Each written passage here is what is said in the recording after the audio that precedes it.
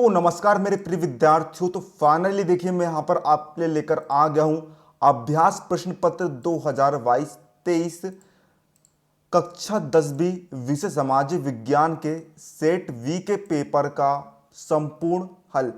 जी हाँ, पूरा full solution आपको दिया जाएगा।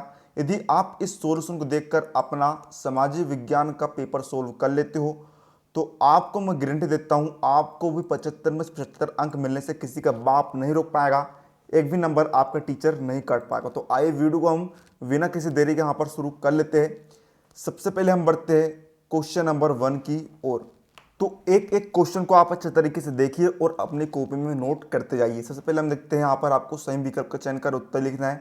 पहला क्वेश्चन है, वांदो को आधुनिक भारत का मंदिर किसने कहा? इसका राइट आंसर हो जाएगा आपका option number C, Pandit Jawaharlal Nehru. Question number second है, निम्नलिखित में से कौन सी रबी की फसल है? इसका राइट आंसर हो जाएगा यहाँ पर ऑप्शन नंबर डी, गेहूं।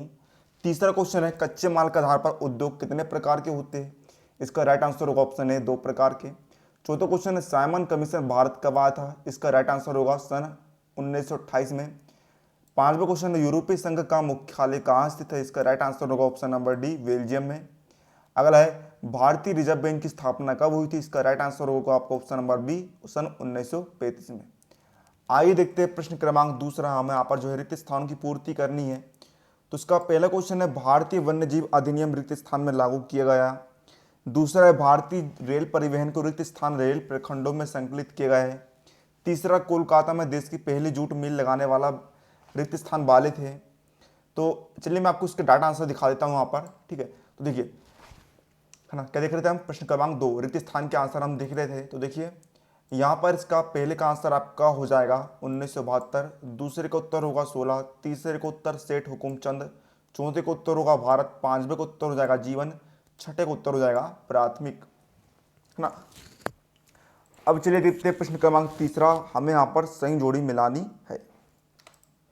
तो दोस्तों, अगर आप भी प्री बोर्ड परीक्षा 2022 कक्षा 10वीं एवं 12वीं के प्रत्येक विषय के चारों सेट के पेपर के कलरफुल पीडीएफ सॉल्यूशन पाना चाहते हो तो आपको हमारा पेड चैनल ज्वाइन कर लेना है, जिसकी फीस मात्र 49 रुपये रखी गई है। यहाँ पर आपको यूट्यूब पर वीडियो के आने से पहले ही सारे विषय के पीडीएफ सॉल्यूशन आपको दे दिए जाएंगे। आपको प्ले स्टोर पर जाकर यहाँ पर कोस्मो फिट को सर्च करके आपको इसे ओपन कर लेना है और यहाँ पर फिर आपको जाना है एक्सप्लोर पर और यहाँ पर आपको सर्च करना है एमपी प्री बोर्ड एग्जाम 2023। यहाँ पर आप लोगों यहाँ पर देख सकते हैं, इस पर आप क्लिक करेंगे और यहाँ पर देखिए आपको इस प्लान पर आपको क्लिक कर देना है 49 रुपये वाले प्लान पर।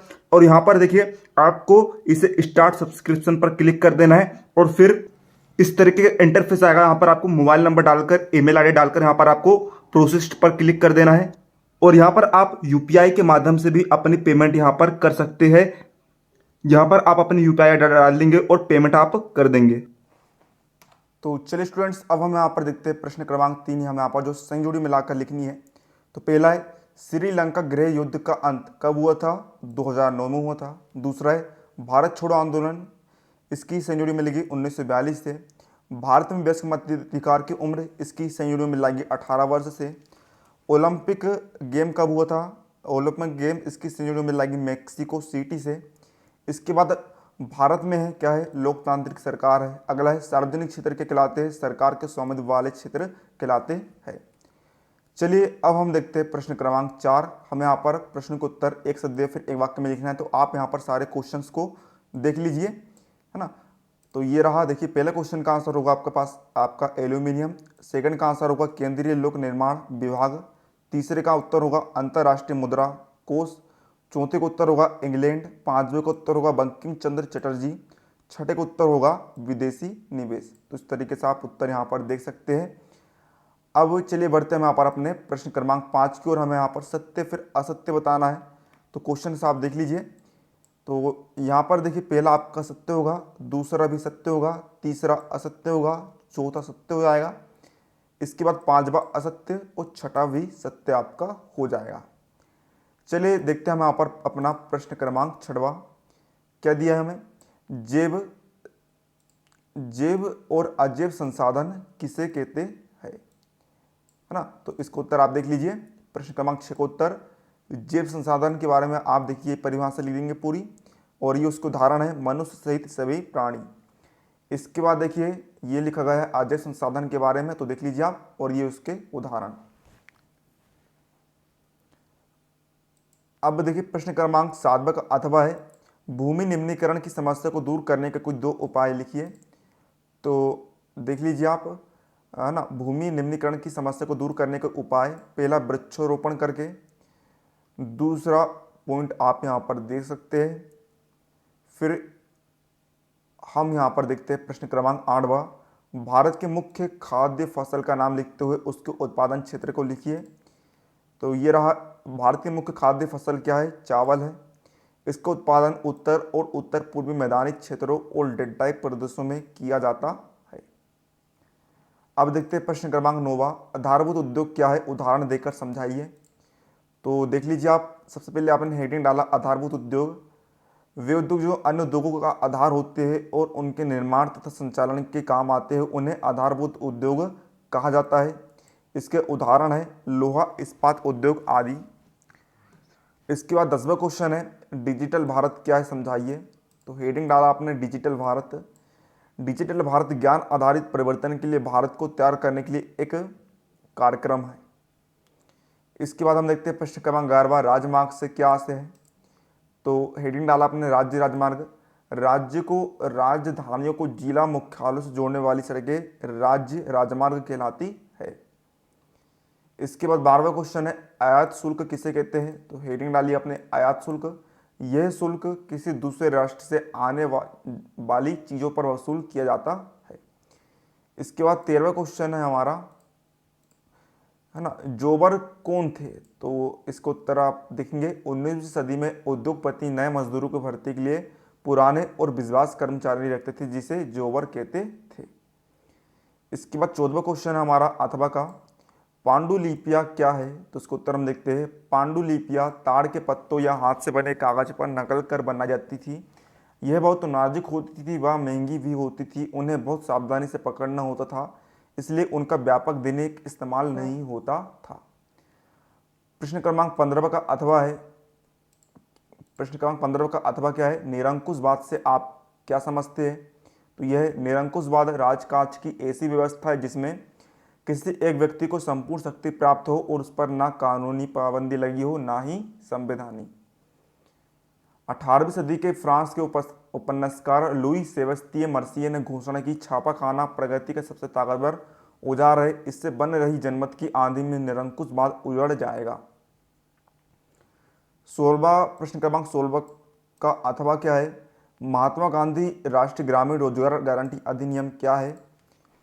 तो यह है इसका उत्तर, केंद्र सरकार ने भारत के 625 जिलों में काम का अधिकार लागू के लिए कानून बनाया जिसके तहत ग्रामीण क्षेत्र में 100 दिन के रोजगार की गारंटी दी गई है।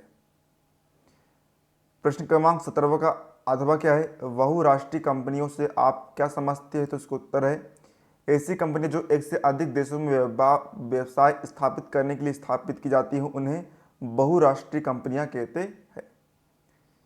इसके बाद 18वां का अथवा क्या है, भारत में वनों को कितने वर्गों में बांटा गया है, समझाइए। तो ये रहा इसका उत्तर, वनों को 3 वर्गों में बांटा गया है, पहला आरक्षित वन, दूसरा आरक्षित वन, तीसरा अवर्गीकृत वन। 19 का उत्तर हम देखते हैं। 19वां क्वेश्चन है संघीय शासन व्यवस्था क्या है, समझाइए। तो ये सरकार 2 या अधिक स्तरों वाली होती है। तो उसका उत्तर आप यहाँ पर देख सकते हैं अपने मोबाइल फोन की स्क्रीन पर।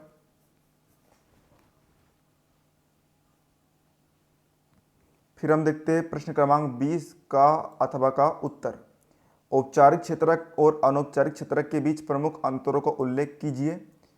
तो देख लीजिए आप, है ना, इस तरीके से आपको कॉलम बनाना है और यहाँ पर लिखेंगे ऋण के औपचारिक क्षेत्र और यहाँ पर ऋण के अनौपचारिक स्रोत, और इस तरीके से आप सारे पॉइंट को आप यहाँ पर लिख लेंगे।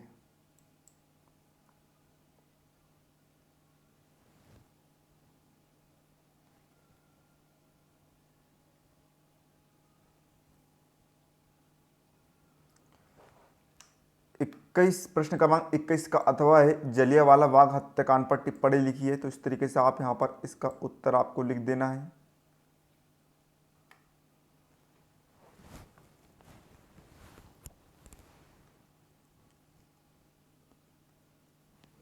फिर यह प्रश्न क्रमांक 22, राजनीतिक दलों के प्रमुख कार्य लिखिए, तो इसका उत्तर आप यहाँ पर देख सकते हैं।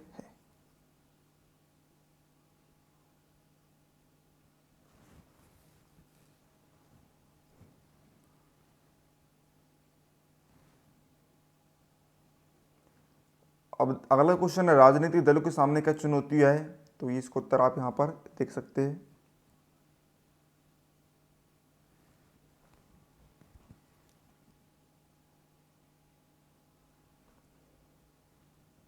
फिर लास्ट क्वेश्चन आपका 23वां है ना, ये इसका दवा है, यहाँ पर मानचित्र पर निम्नलिखित परमाणु संयंत्रों के स्थानों को दर्शाना है ना।